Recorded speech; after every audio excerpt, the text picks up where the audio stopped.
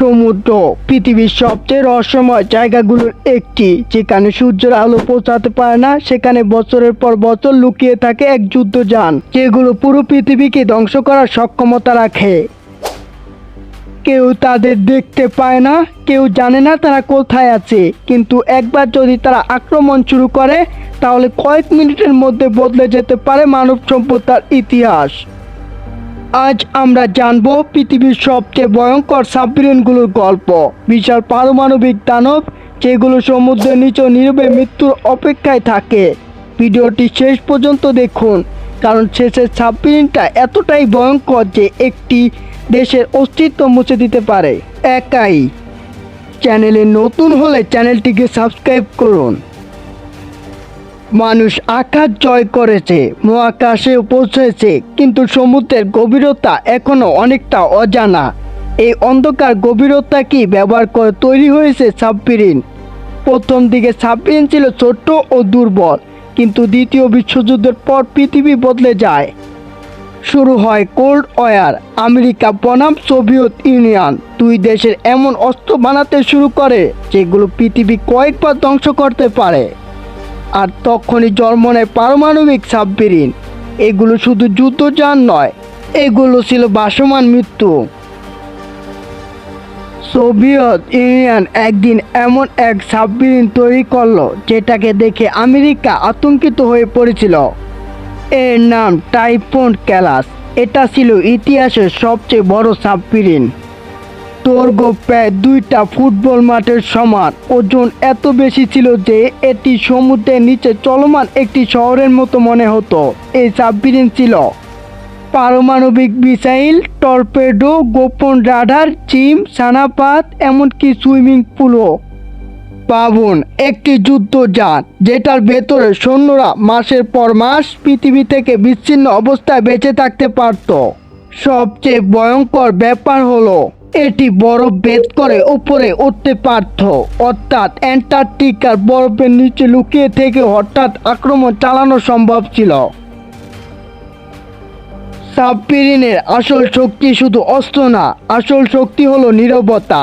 অনেক আধুনিক সাবমেরিন এতটাই শান্তভাবে চলতে পারে যে সমুদ্রের শব্দের ভেতরেও এগুলো খুঁজে পাওয়া প্রায় অসম্ভব। চলুন এবার দেখি আমেরিকার shield class submarine Sealand Hunter. এটি শত্রুর এত কাছে চলে যেতে পারে যে আক্রমণের আগ পর্যন্ত কেউ টেরই পায় না।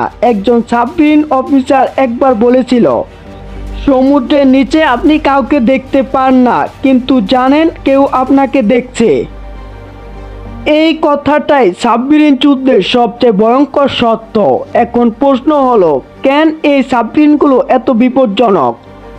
উত্তর, নিউক্লিয়ার মিসাইল। একটি পারমাণবিক সাবমেরিন এমন মিসাইল থাকে যা হাজার হাজার কিলোমিটার দূরের শহর ধ্বংস করতে পারে। আর সবচেয়ে ভয়ঙ্কর ব্যাপার হলো এগুলো কোথা থেকে আক্রমণ করবে কেউ জানে না, কারণ সাবমেরিন পৃথিবীর যে কোনো সমুদ্রের নিচে লুকিয়ে থাকতে পারে। কোল্ড ওয়ারের সময় আমেরিকা, সোভিয়েত ইউনিয়ন সবসময় সাবমেরিন প্রস্তুত রাখত। যদি এক দেশ আক্রমণ করে, তাহলে অন্য দেশ সমুদ্রের নিচ থেকে পাল্টা পারমাণবিক হামলা চালাবে। এটাকে বলা হতো সেকেন্ড স্ট্রাইক ক্যাপাবিলিটি, মানে পৃথিবী ধ্বংস হলেও প্রতিশোধ নিশ্চিত। সমুদ্র শুধু শক্তিশালী না, ভয়ঙ্কর। অনেক সাবমেরিন আজও নিখোঁজ, তাদের কি হয়েছে কেউ জানে না। সবচেয়ে রহস্যময় ঘটনাগুলোর একটি হলো কোরাস সাবমেরিন দুর্ঘটনা। 2000 সালে রাশিয়ার এক বিশাল সাবমেরিন হঠাৎ বিস্ফোরণে ডুবে যায়। ভেতরে আটকে পড়েছিল শতাধিক নাবিক। অনেকে তখনও জীবিত ছিল, কিন্তু সমুদ্রের গভীরতা তাদের বাঁচতে দেয়নি। আজও সেই ঘটনার কথা শুনলে মানুষ শিউরে ওঠে। বর্তমান সাবমেরিন আরও ভয়ঙ্কর হয়ে উঠছে। নতুন প্রযুক্তি হচ্ছে AI system, hypersonic missile, tone submarine, stealth technology. রাশিয়ার পসিডন নামে আন্ডারগ্রাউন্ড ড্রোন নিয়ে বিশ্বজুড়ে আতঙ্ক রয়েছে। ধারণা করা হয় এটি পারমাণবিক বিস্ফোরণ ঘটিয়ে বিশাল সুনামি তৈরি করতে পারে। যদি সত্য হয়, তাহলে ভবিষ্যৎ যুদ্ধে শুধু আকাশ না, সমুদ্রের নিচেও হবে। এই মুহূর্তে পৃথিবীর কোথাও না কোথাও সমুদ্রের অন্ধকারে লুকিয়ে আছে পারমাণবিক সাবমেরিন। কেউ জানে না তারা কোথায়, কেউ জানে না তারা কি বহন করছে, কিন্তু একমাত্র ভুল সিদ্ধান্ত মানব ইতিহাস শেষ শুরু করে দিতে পারে। সমুদ্রের নিচে এখনো চলতে নীরব যুদ্ধ, যেখানে শব্দ নেই, আলো নেই, শুধু আছে অপেক্ষা। আর হয়তো এই ভিডিও দেখার সময় আপনার মাথার নিচে কোনো সমুদ্রে নীরবে চলছে পৃথিবীর সবচেয়ে ভয়ঙ্কর সাবমেরিন। চ্যানেলে নতুন হলে চ্যানেলটিকে সাবস্ক্রাইব করুন।